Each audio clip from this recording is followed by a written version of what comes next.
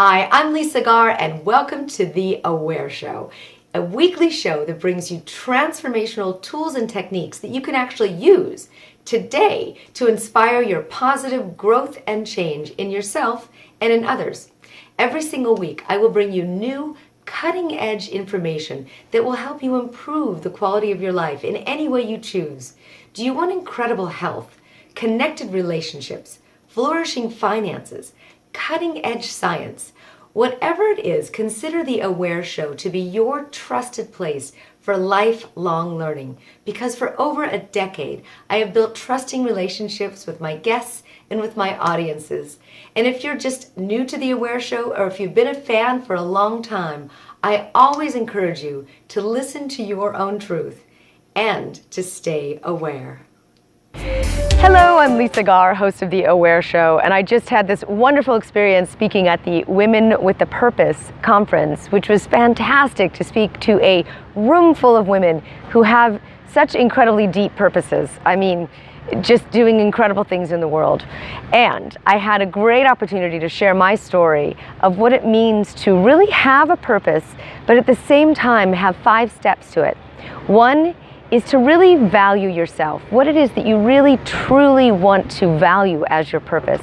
The other thing is allowing yourself to receive help, receive advice, receive support from other women, and also receive guidance, which is step 3, which is listening and being in the stillness of that guidance and being able to receive the stillness of that guidance. The 4th step is action, because action is what needs to happen after you've allowed yourself to truly understand your value, be able to receive help, listen for the help, and the 4th step is to go into action with it. And once you've done that, and once you've celebrated all of that, then you have the chance to just be in deep gratitude. Gratitude is the 5th step. So enjoy the process of whatever your purpose is, apply that to your purpose, and sail with it. Thanks for watching, and until next time, I invite you to stay aware. Hello, welcome to The Aware Show, and thank you so much for joining me here. This is a one-stop oasis for anything that could improve the quality of your life. And usually by improving the quality of your life, you find barriers as you're looking. You start to find barriers they've always been there, and they've prevented you from getting to your next step in life. And you usually don't see them until they start glaring really loudly in your face and saying, oh my God, I've always had this belief system. It's not them, it's not that circumstance, it's not that person, it's me. That's what it really truly means to take full responsibility for your own limiting beliefs. I'm not making anybody wrong here.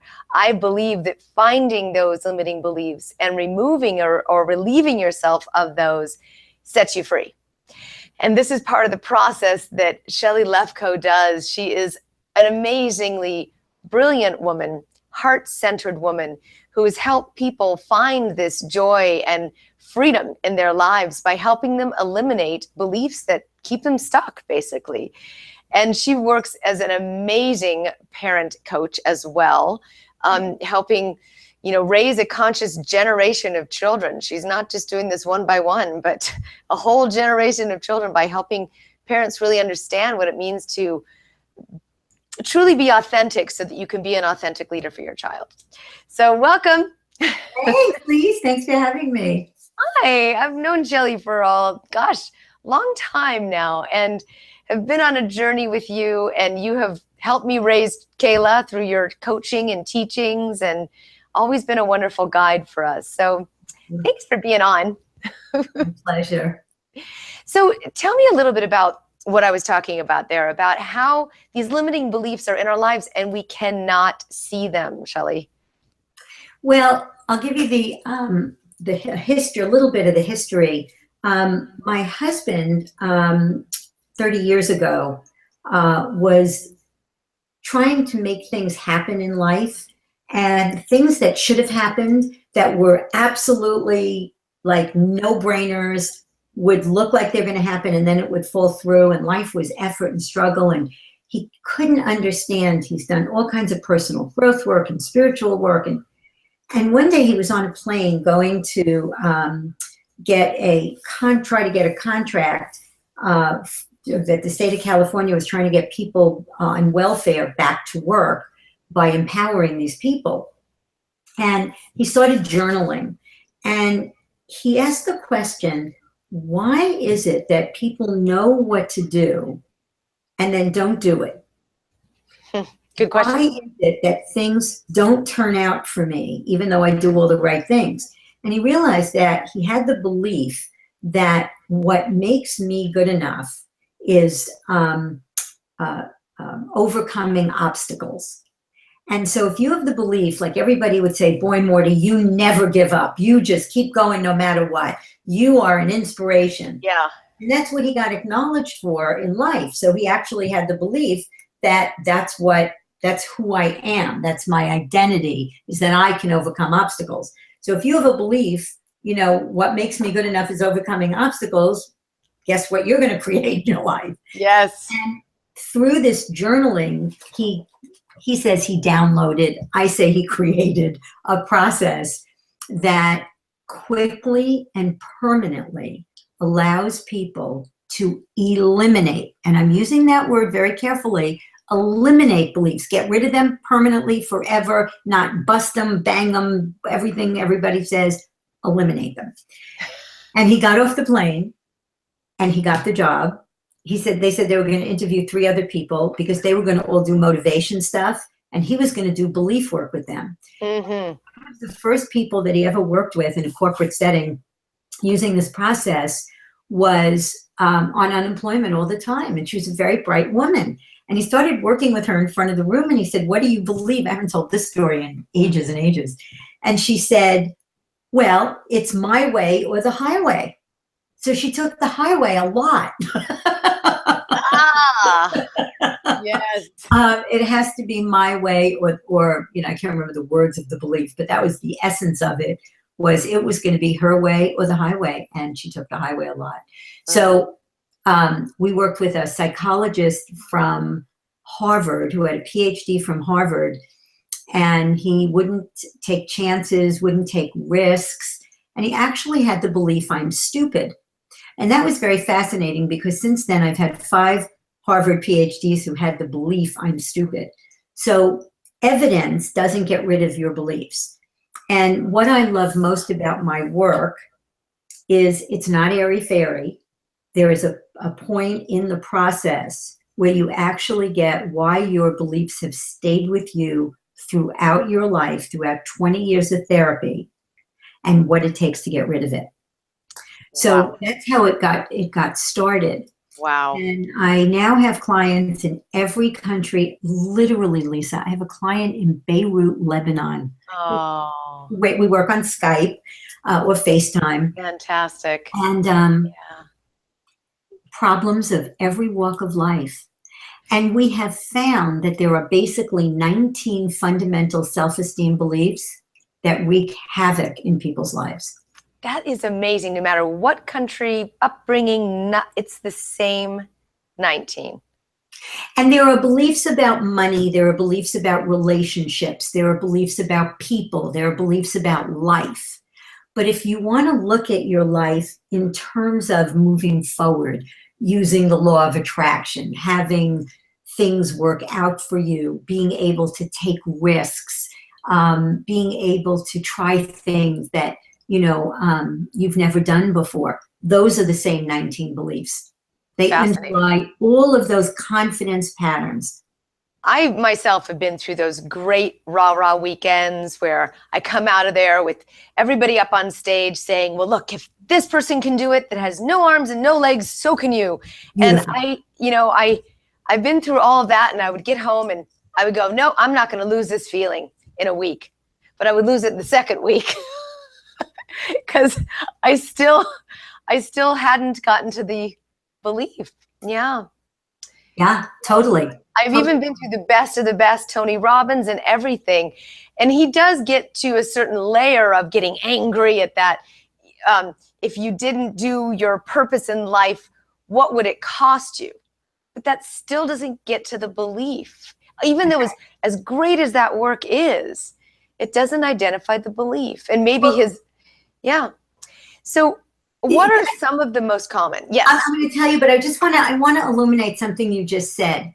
There are people, if you go to Jack Canfield's workshop for $15,000, he will teach you for less. He gives information that is priceless. It's useful. He teaches you exactly how to become successful. So does Tony. So do a lot of people. Brendan Bouchard. Yeah, Bouchard, yeah. But when you get home, and here are the common beliefs, this is what comes up for you. I'm not good enough. Mistakes and failures are bad. And I don't care how many business books you've read. I don't care.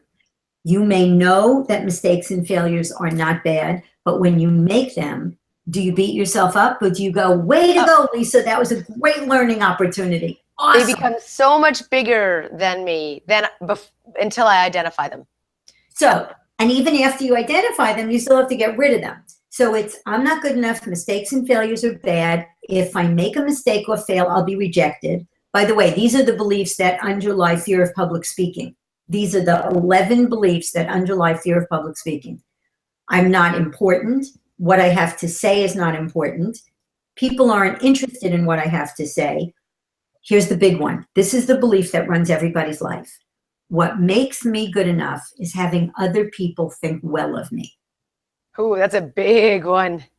Yes. I got rid of that belief, Lisa. My entire life changed in 1 minute. I swear to God, I kept having to go to the mirror to see if I was the same person. I felt so different. I was free. You stopped caring about what people thought of you? Not that you stop caring, although a lot you don't, but it's not about not caring. It just doesn't mean anything anymore. It doesn't define me. People will be watching me. They'll say, her hair, or she was talking with her hands, or whatever. My focus is not over here anymore. My focus is over there. My focus is on making a contribution, connecting with people, being of service. I'm fine. Whatever you think about me, I'll take input, feedback. You can say, Shelly, you talk too much, or you did this, or you did that. And I'll say, Lisa, thank you. And if it resonates with me, I'll put the correction in. But no longer do I have that voice in my head going, did she like me? Did they like me? Was I okay? Did I talk too much? Did I didn't? Did I interrupt her? Blah, blah, blah, blah, blah, blah. And it doesn't mean I don't have reflection. It just doesn't mean anything. It doesn't define me. It's okay if someone doesn't think well of me. Thank you, honey. I love it. When did you get rid of that belief, my friend? Oh, God. When Blake was young, so Blake's 34, she was an alternative kid. And, she always wore what she, wanted, dyed her hair pink in the days where kids didn't do that. And worrying about what other people thought of me was impacting the kind of mother I was, because I was more concerned with what people would think than my child being able to express herself. And I think she was either in the 6th or 7th grade, maybe, when I eliminated that belief. And I remember at graduation, she went to a small alternative school. And at graduation, there were a few boys, and there were 12 girls, including her. And the Meade school is very kind of funky school, and the girls decided they're going to wear white dresses to graduation. This is 8th grade graduation. And Blake said, this is Meade school. I'm not wearing a white dress. So there were 11 girls in white dresses and my daughter in jeans and a t-shirt. And she had just asked Morty if he would buzz her head because she wanted to see what that would be like. And he did. And I was sitting next to my mother, and I looked at my mother and I said, I did it. I stopped the chain of dysfunction from growing down to one more generation.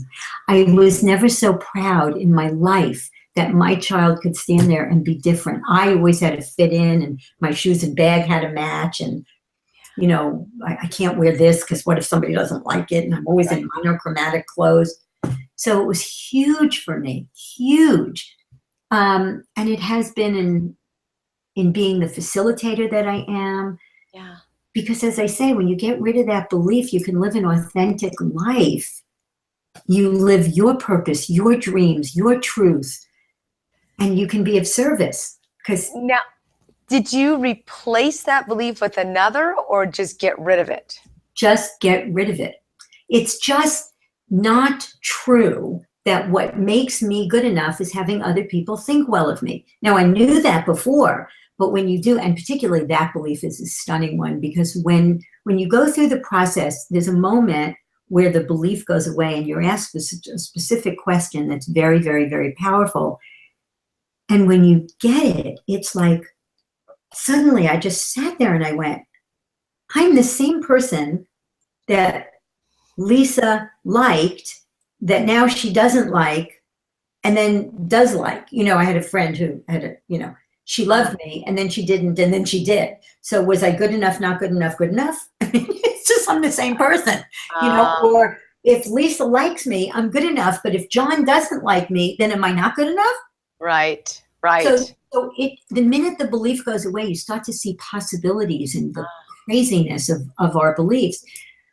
One of the things I always say, I try to say in interviews, which is silly because most people, I should be talking to most people, but the population that I love working with more than any in the world are people who've been incested or raped. Wow. Because I help them get rid of beliefs like I'm damaged goods, I'm worthless, I'm powerless, men have all the power, whatever those beliefs are that have them. Nobody cares about getting rid of beliefs. You care about getting rid of problems like bad relationships, picking men who mistreat you, or not putting yourself first, or not speaking up for yourself, or fear of public speaking, or procrastination. Those are the problems you want to get rid of. And underlying every one of those problems are beliefs. But with incest and rape victims, one session, and they get rid of those beliefs, maybe two, and they get rid of those beliefs, and their whole life is different. Their whole life. They don't have to drag that thing around anymore with them. And it's not dependent on you having them coming back to you every time. They do the work, right? They do the work, and once that pattern goes away, they're done. And if there's something else they want to work on, they come back or they work on it. But once the pattern is gone, and the pattern is the problem, it's gone. I call people every 6 months or a year. Sometimes I'll check in. And very often what they say to me is, wait, what?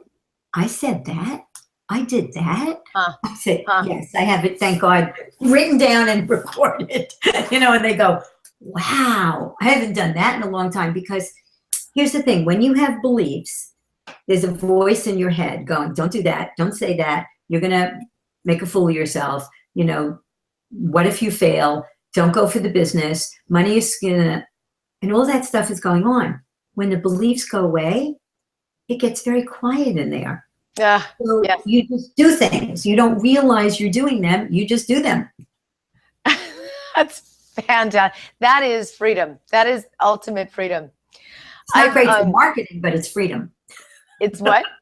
It's not great for marketing, but it's freedom. Sure it is. It's fine. Yeah. There's a way that there's a belief system I've been running into lately, which has been about valuing myself.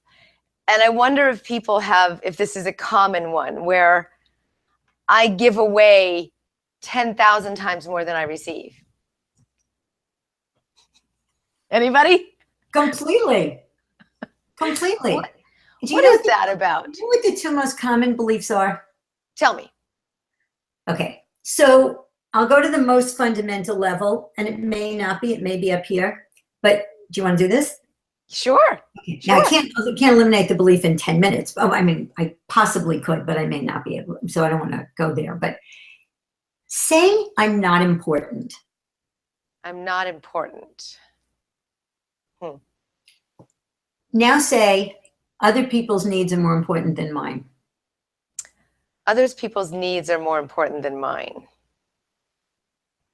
I was raised with that belief. Yeah. Now say I'm a monkey. I'm a monkey. So you see how silly it. Now I want everybody who's listening to this to do this. if you say, I'm not good enough, and then don't speak, and then say, I'm not important, and then say, I'm a monkey, you'll see that I'm a monkey feels silly or flat or like nothing. When the first way you know you have a belief is it doesn't feel good when you say it. Because if you didn't believe it, it would feel flat, like I'm a monkey. It's just words. And after the belief goes away, you say the words and they feel either ridiculous or flat or nothing, or that's mostly what people say. They just feel silly. Yeah. Yeah. I think I was identifying that belief from my mother, and my mother's mother have this martyrdom thing running through their psyche, and they're unaware of it because they get so overwhelmed and they're so smart that they just take over. And I have looked at that same behavior in myself. And sometimes I look at it and say, I'm doing that thing again, where I'm just being the martyr and overwhelmed and just do it myself because I don't have time to explain it to anybody else. And I catch myself in it, but I don't know how to stop it mid-flow, or, my mom's in this position right now. Maybe we can either do it, I'll do it with you, or we could do it on the Aware Show. Yeah. Oh, yay. I love that. I love how transparent I am. I don't care. I don't think I have that care about what other people think about me. Everybody in the world has these beliefs. Everybody. I work with CEOs of major companies. I work with multi-millionaires. They all have the same beliefs. What makes us different are what we call survival strategy beliefs. Mm-hmm. So if you have a belief, I'm not important or I'm not good enough. So this is, everybody listening, this is workaholism. If you have a belief, I'm not good enough or I'm not important, and then one day when you're in your adolescence, somebody acknowledges you for achieving things, getting A's, scoring goals, and all of a sudden you go, oh, I didn't feel good enough. I achieved something. I got acknowledged, and then I felt good enough. I guess what makes me good enough are my achievements. Yeah. Now you got a beach ball called I'm not good enough or I'm not important. Now we got to hold it underwater because I don't want it in my face all day. So I have to work and achieve and achieve and achieve. And it gets harder and harder and harder because this beach ball keeps coming up. And every time somebody younger is brought into the company, or you don't get a promotion, or something happens, whoosh, up it comes. My fear of public speaking clients. I never had a fear of public speaking. I said, did you just get a raise or a promotion or a new job? And they always say, yeah. Oh, you were comfortable. Now, all those beliefs, I'm not good enough, mistakes and failures are bad. If I make a mistake, I'll be rejected. All of those beliefs are coming up. What makes me good enough is achieving. What if I can't achieve? Yeah. And the beliefs run our lives. If you're the oldest of 10, wow, what do you think you get acknowledged for? Nothing. No, no, there is something the oldest of 10 gets acknowledged for. What's that? Helping with the siblings. Oh, yes. So those people believe what makes me good enough is helping people, taking care of people. They become nurses or health practitioners or caretakers because that's their belief. What makes me good? I'm not good enough. I'm not important. I never get attention. I get criticized. But what makes me good enough is taking care of people. So now I have to take care of people all the time. Otherwise, this comes up again. So fascinating. Yes. And not feeling heard too. That's another big one. And I'm not important. Multiple. Well, you have, okay. So if people are wondering and saying, wow, Shelly's amazing. She's really hit a nerve here. I'd like to find out more. There's a whole process, a method that you can go through identifying your limiting beliefs and removing them. And this is the true how-to of getting to that freedom. Around 19 of these beliefs. Yeah. So what we did was a lot of people either don't want to have private sessions or can't afford private sessions. So we made a program that is a streaming video of my husband and I going through this process with you step by step. And it's the most common 19 self-esteem beliefs that pretty much everyone has. Yes, it's amazing. I've watched this program and it is so clear and so great. Is this where you enter in your answers? It's very interactive, right? Very interactive. So the first thing we will say is you say the belief out loud, and then you do, and then you write down, you know, how it feels, and you say, okay, we have this belief. And then we take you through a step-by-step process. It's about 11, 12 steps. And then at the end, you will know that the belief is gone. And it's not like you just sit there going, oh, is it gone or isn't it gone? If you go through the steps and you do it right, the belief will be 100% gone. Isn't and that what amazing? I notice is as you get rid of more and more of them, people say after the first session, they feel lighter. After the second or third session, they say, I'm starting to notice, I'm more confident, I'm doing more at work, I'm taking on more. It's awesome. It's an amazing program. And I love that you call it the natural confidence program, because it naturally restores your level of confidence, and it's beautiful. So you can go to the link below in the description here and click on that. Shelly has discounted the program for my listeners here so that you can go through this program. It's way ahead of its time. I mean, this is to make this into a technology is so incredible. And so go to the link below and you'll be able to get the discount on the program and start. This is your first step towards freedom that you didn't even know you could have. And this is really one of the most important times to unwind all of these blockages as we're looking to recreate our lives, to reinvent ourselves constantly. Like every 6 months, we have to reinvent ourselves. It doesn't matter what you do. As a parent, you have to catch up with the times. As an employee, you have to catch up with the changes in your work environment. As a business owner, you have to catch up with technology. So if you have limiting beliefs that are holding you down from being able to have that confidence to recreate your life, this is your ticket to freedom for real. So thank you, Shelly, and thank you so much. Your body of work is absolutely relevant all the time. Thanks, sweetheart. Thanks for having me. I love you. You're awesome. Oh, to be loved by you is amazing. Thank you. Love you too. All right. See you later. And remember, go to the link below to all my wonderful listeners. And until next time, I invite you to stay aware. Hi, I'm Lisa Garr, and I just spoke at a conference called Women with a Purpose. And I was one of many speakers who really showed a clear example, including Susan Anton and Susan Miller, people that really can create and achieve their purpose at any age. Susan Anton, who's a famous actress, is 67, and she has an amazing life of fulfilling her purpose. You can do this at any age. Just find what your purpose is and go for it. Forget about the obstacles and the number, which is the age. It's just a number, and go for it.